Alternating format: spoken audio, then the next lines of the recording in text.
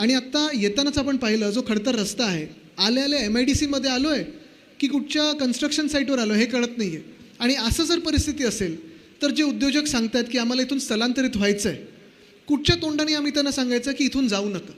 अर्थात सगळ्यांना आम्ही विनंती करत असतो की परिस्थिती बदलेल, काहीतरी चांगलं होईल, पण मला वाटतं जर उद्योगमंत्र्यांच्याच जिल्ह्यामध्ये पालकमंत्री जिथे आहेत ते अशी परिस्थिती असेल तर इतर महाराष्ट्रांनी काय अपेक्षा ठेवायच्या हा एक प्रश्न उपस्थित होतोच.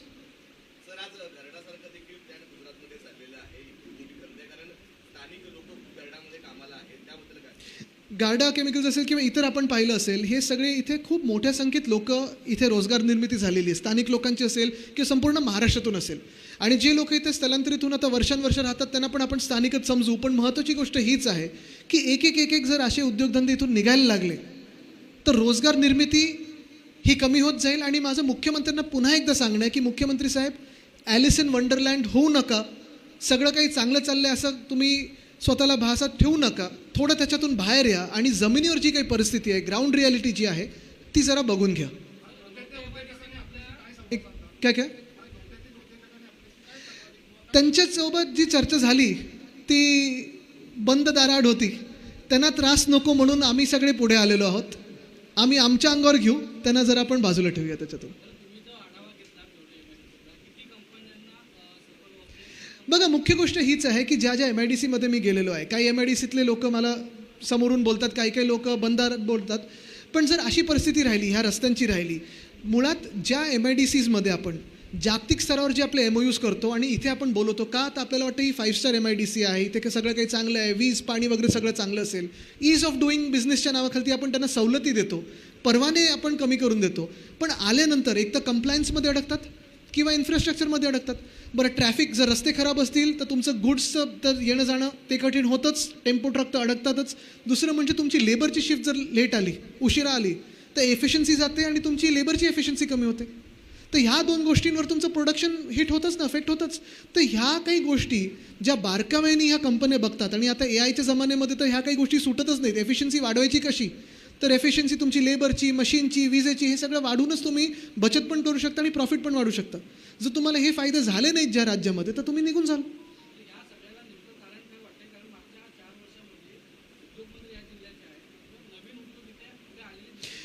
जसं मी सांगितलं ना की रस्त्यातून डांबर गायब झालं आहे, ते उद्योगमंत्र्यांना विचारा कसं झालं आहे गायब.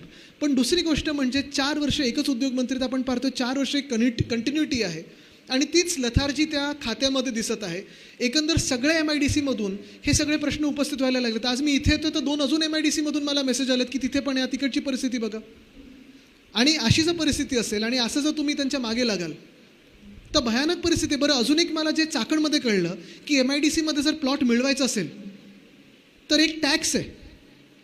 जसं रुमाली रोटी असतं तसं एक रुमाली टॅक्स आहे आणि तो टॅक्स 1500 रुपये पर स्क्वेअर मीटर असा तो टॅक्स लागलेला आहे. तो काय टॅक्स आहे मला माहीत नाही, तुम्ही विचारा जरा. पण एक्सप्रेस टॉवरमध्ये तो लागतो असं मी ऐकलं. त्या बिल्डिंगीत कुठेतरी जायला लागतं.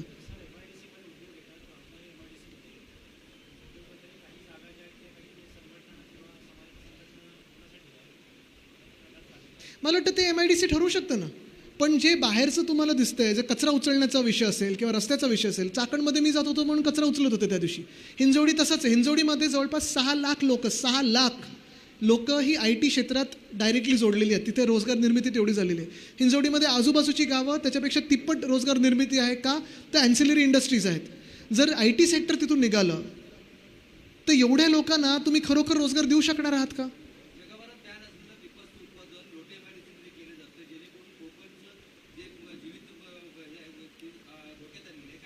मला वाटतं ह्याच्यावर आम्ही सगळ्यांनी हा विषय उचलून धरलेला आहे.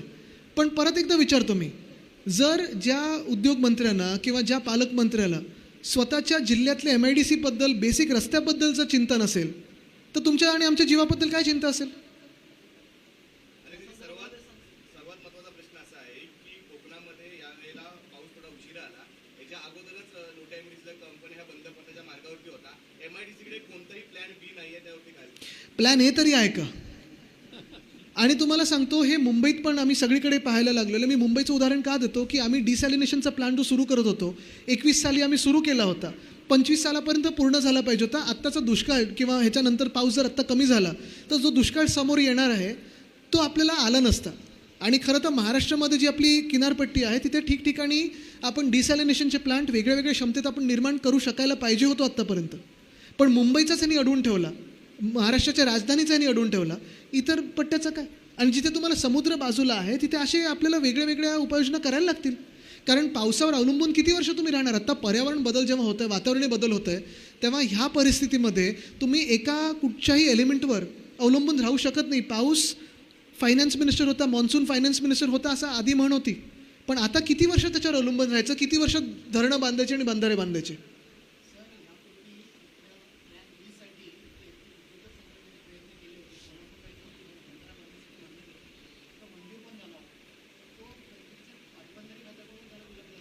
आत्ता मी ऐकलं ते तो बंधारा परत मंजूर झाला आहे की नाही ह्याच्यावर तर चर्चा होतीच. प्रस्तावित तर आहे, सुप्रमा मिळालेली आहे, कॉस्ट वाढलेली आहे, जसं सगळ्या ह्यांच्या प्रोजेक्टला मिळतेच.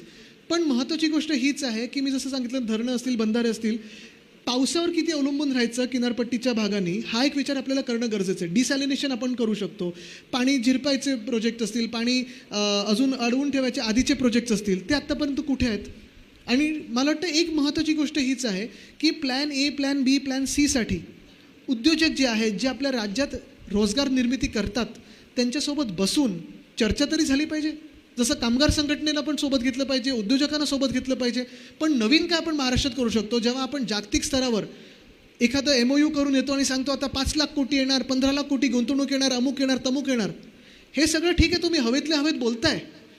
पण जमिनीवर तुम्ही ज्या MIDCमध्ये त्यांना आमंत्रित करत आहात, खरोखर तिथे त्यांना बोलवण्याची परिस्थिती आहे का?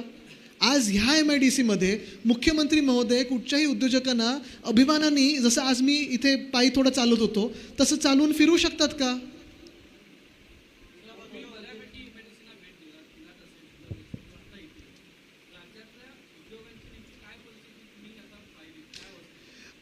उद्योग बिचारे चालवायचेच म्हणून आता चालतात, कारण काही काही ठिकाणी गुंतवणूक मोठी झालेली आहे. तरी देखील एक महत्त्वाचं आहे, अजूनही महाराष्ट्रावर जो विश्वास आहे उद्योजकांचा तो कायम राहिलेला आहे. पण त्याचा गैरफायदा सरकारने घेऊ नये असं माझं मत आहे. काही गोष्टी ह्या राजकारणाच्या पलीकडे असतात. जिथे जिथे मी गेलेलो आहे कुठे मी तसंच नेहमीच सांगतो की कुठे आत्ता ह्या कार्यक्रमामध्ये राजकीय सभा मला घ्यायच्या नाही आहेत, कारण हा माझ्या राज्याचा रोजगार निर्मितीचा विषय. आणि आज खरोखर जर लक्ष घालून ह्या सगळ्या ठिकाणी सरकारने इन्व्हेस्टमेंट थोडीफार जरी केली, आणि ह्याच्यात CSR आणण्याची गरज नाही आहे. काय होतं आहे, उद्योजकांना सांगतोय तुमचं ईज ऑफ डुईंग बिझनेसमध्ये काही सवलती देतोय, तुम्ही तिथे गुंतवणूक करू नका, तुम्ही गुंतवणूक मेन बिझनेसमध्ये करा, कोर बिझनेसमध्ये करा. आणि नंतर सांगतोय आता रस्ते बनवायला पण तुम्हीच पैसे लावा, कचरा उचलायला पण तुम्ही पैसे लावा. हे जे काही दुटप्पीपणा चालू आहे तो कुठेतरी थांबणं गरजेचं आहे.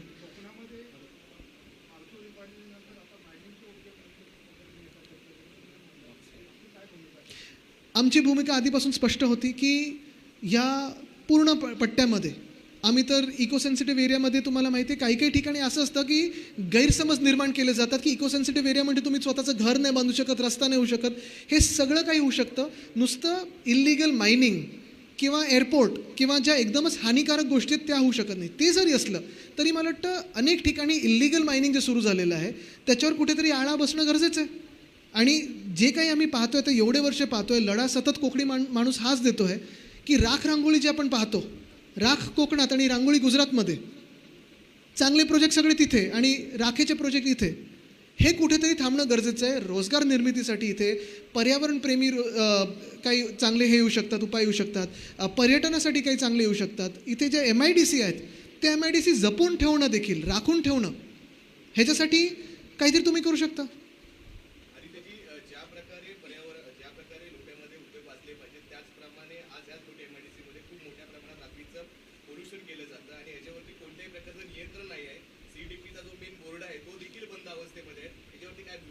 मला वाटतं भूमिका म्हणजे हे सगळं आपल्याला दिसतंय आणि दोन्ही गोष्टी आहेत ना. म्हणून जेव्हा आपण बघतो की कोकणात एक जी भीती असते की एखादा उद्योगधंदा आला, एखादा मोठा उद्योग आल्यानंतर एक आंदोलन पहिलं का निर्माण होतं, कारण कोकणाच्या माणसाला भीती आहे की ह्या जशा गोष्टी चालू आहेत आणि कुठेही याच्यावर काही पाबंदी नाही आहे, हे असंच चालू राहणार. प्रदूषण जर आपण पाहिलं तर एवढ्या भयानक प्रकारे चालू असतं. आत्ता पण तुम्ही मी जेव्हा मुंबईवर येत होतो, उरण वगैरे तिकडे पहा, श्वास घेता येत नाही, काच खालती करू शकत नाही. कोकणात आल्यानंतर निसर्गरम्य आपण वातावरण पाहतो, हिरवगार आत्ता सगळं दिसतंय. पण ह्यांचंच जर सरकार राहिलं तर काय राहणार, हा एक विषय आहे.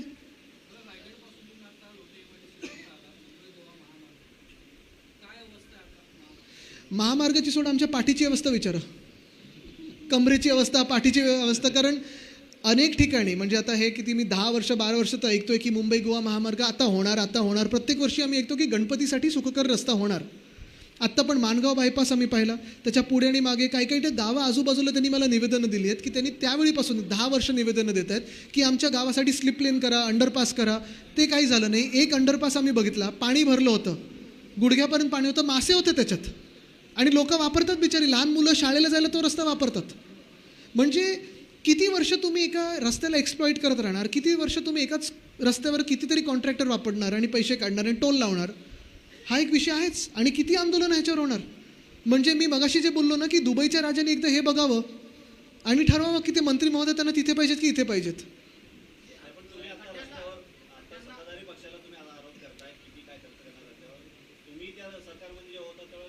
आम्ही सत्तेत होतो तेव्हा पण आम्ही आंदोलन केलं होतं, तेव्हा पण आम्ही पार्लमेंटमध्ये प्रश्न विचारायचो. गीते साहेब असतील की विनायक राऊत साहेब असतील, दोघेही त्यावेळी आंदोलनं पण केली आहेत आणि प्रश्न देखील विचारलेत. टोकाची भूमिका तेव्हा पण आम्ही घेतली.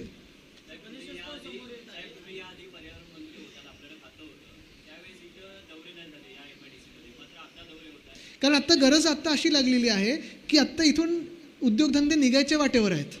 आमच्या सरकारमध्ये तेव्हा तसं नव्हतं. कोविडच्या काळात पण कोणी निघायला बघत नव्हतं. आमच्याकडे गुंतवणूक येत होती. 6.5 लाख कोटीची गुंतवणूक आम्ही एका वर्षात आणली होती.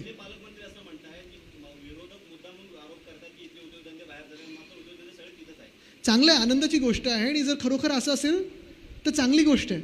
पण एकदा परत मी सांगतो, ॲलिस इन वंडरलँड होणं बंद करा आणि रस्त्यावर उतरून पहा. आणि कुठचे उद्योगधंद्यांबद्दल ते विचारतात, बोलतात ते जरा विचारा त्यांना. कदाचित त्यांच्या मनात थोडे वेगळे असतात. एक मिनटं, सॉरी.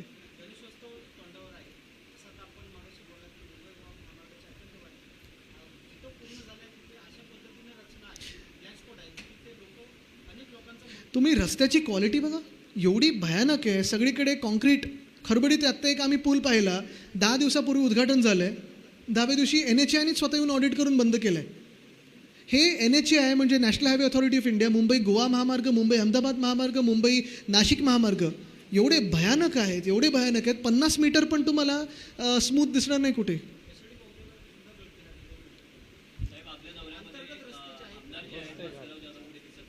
अरे मग हे आहेत ना. आणि त्यांनी मला परवा फोन करून सांगितलं की ते नाशिकला.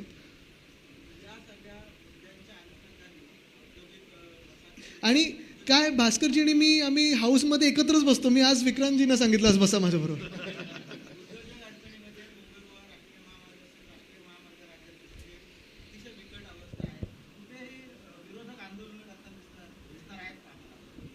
आम्ही सत्ताधारी नाही होतो, आम्ही विरोधकच आहोत. पण परत एकदा मी तुम्हाला सांगतो, उठसूट राजकीय विषय करण्यापेक्षा आणि उगाच आंदोलन करण्यापेक्षा पहिलं म्हणजे तुमच्या माध्यमातून, मीडियाच्या माध्यमातून आम्ही त्यांना जाग येते का पाहतोय. आंदोलनं आधी पण झाली आहेत, नंतर पण करू. पण आत्ता पहिली गोष्ट हीच आहे की एक्सपोज करून तुमचं काम नेमकं काय आहे हे दाखवा. आज आम्ही जर आंदोलन केलं, चक्काजाम जर केलं इथे आणि परत उद्योगधंदे बंद पडले, एक दिवस यांचं नुकसान झालं, तर परत हे जातीलच ना. आम्ही हे ना इथे ठेवायचं कसं ह्याच्यासाठी आलेलो आहोत. मागून कोणाला काही प्रश्न? सॉरी, हे ना एक मग तुमच्याकडे येतो. सॉरी,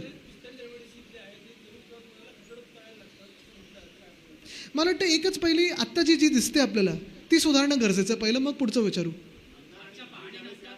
एक मगासपासून ते प्रयत्न करतात. एक मिनटं.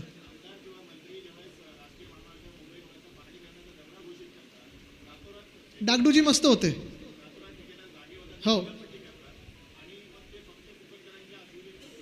आज एक ॲडव्हान्टेज असं झाला की मी येत असताना काल रात्री डागडुजी झाली आणि सकाळी पाऊस पडलाय.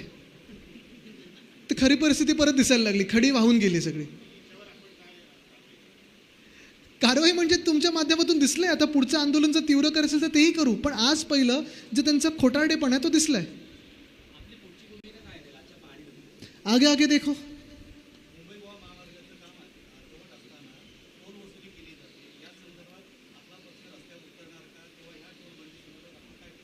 आम्ही आंदोलन तर केलेलं आहे, विरोध करत आहोत. आता उतरायचं असेल तर आम्ही सगळे उतरूच. पण हे एका बाजूला चाललेलं आहे, दुसऱ्या बाजूला इथेनॉलचा पण प्रश्न आहे. तो पण घेतलेला आहे. काय झालं आहे की एकंदर आत्ता आपण पाहतोय की देश आत्ता सगळीकडे आपण पाहतोय एक वेगळी जागरूकता आलेली आहे आणि लोक देखील स्वतःहून पुढे येत आहेत. आणि मी हेच सांगतोय की हे सगळं आता आपण सगळ्यांनी देशवासी म्हणून, भारतीय म्हणून सगळ्यांनी उतरलं पाहिजे आणि सरकारला जाब विचारणं गरजेचं आहे, नाहीतर पूर्ण हे शांत करून टाकतील. मला वाटतं सरकारला अल्टिमेटम हा आता देशाने दिलेला आहे, पण मुख्य गोष्ट हीच आहे की अल्टिमेटम देण्यापेक्षा किंवा कुठेही काही बोलण्यापेक्षा पहिली गोष्ट म्हणजे ही परिस्थिती सरकारला दाखवलेली आहे. कारण मुख्यमंत्र्यांना वाटते की सगळं काही चांगलं आहे. आज मी मुख्यमंत्र्यांना विनंती करत आहे, त्यांना आमंत्रण देत आहे की तुम्ही आणि मी दोघंही डागडुजी व्हायच्या आधी परत एकदा उद्या परवाकडे पाहिजे तर त्यांना वेळ असेल तर मी त्यांच्यासोबत परत येईन इथे आणि एकदा चालूया सोबत, बघूया चालून, इथे येऊ की अंबडला जाऊ की नाशिकमध्ये फिरू, पुण्यात फिरू, हिंजवडीत फिरू, कुठेही फिरू.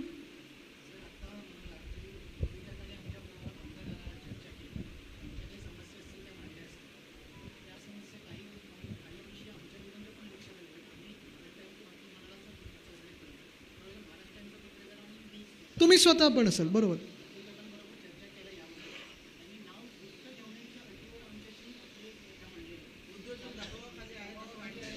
बघा कसं असतं की त्यांना अडचणीत आणण्यासाठी यांच्याकडे 100 वेगळे पर्याय आहेत, उपाय आहेत, सगळं काही आहे.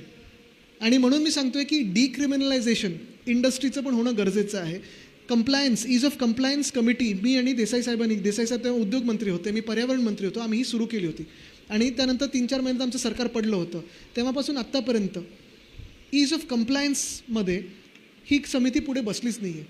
आणि उद्योजकांना अडचणीत आणायचं असेल तर कुठच्या मुद्द्यावर आणायचं हे सरकार त्याच्यातच विचार करतं. आम्ही हा विचार करत होतो की जर आपल्या महाराष्ट्रामध्ये रोजगार निर्मिती वाढवायची असेल तर आपल्याला रोजगार निर्मितीसाठी ते साधनं देणं गरजेचं आहे, तो स्कोप देणं गरजेचं आहे. ते ह्या ईज ऑफ कंप्लायन्समधून होत होतं. एक शेवटचा प्रश्न घेऊया. त्यांनी आत्ता जे सांगितलं की गुप्त ठेवण्याचं, पण एक निश्चित आहे, जसं मी सांगितलं ना की ईज ऑफ कंप्लायन्स, डिक्रिमिनलायझेशन हा खूप मोठा विषय आहे, त्याचा आम्ही कमिटी रिपोर्ट पण केला होता. पण महत्त्वाची गोष्ट हीच आहे की आज जी आपण परिस्थिती पाहतोय, मुंबई गोवा महामार्ग तर आहेच, म्हणजे येणं जाणं तर कठीण आहेच, पण आत आल्या स्वागताला एक खड्डा मोठा होता, तो तुम्हीही पाहिला, मीही पाहिला. आणि अशी जर परिस्थिती असेल तर हे जेव्हा तुम्ही बाकीचं तर सोडा, हे उद्योजक जेव्हा दुसऱ्यांकडे जातात, गुंतवणूकदारांकडे जातात की माझ्या इंडस्ट्रीमध्ये गुंतवणूक करा, कोण येऊन इथे गुंतवणूक करणार आहे, कोण येऊन इन्व्हेस्टमेंट करणार आहे आणि कोण ह्यांना वाढवण्यासाठी हे देणं, स्कोप देणं.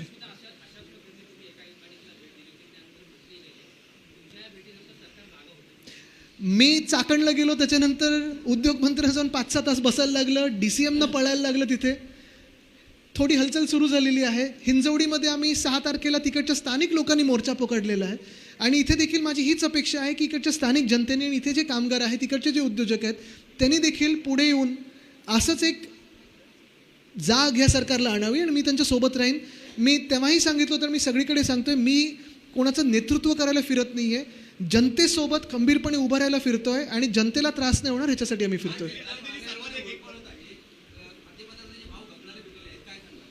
आज एक साखरेचं तर गगनाला भिडलेलं आहेच आणि दुसरं म्हणजे इथेनॉलचे शेअर देखील तेवढेच वाढलेले आहेत. त्याचा ताळमेळ काय लागतोय हे आपण बघावं.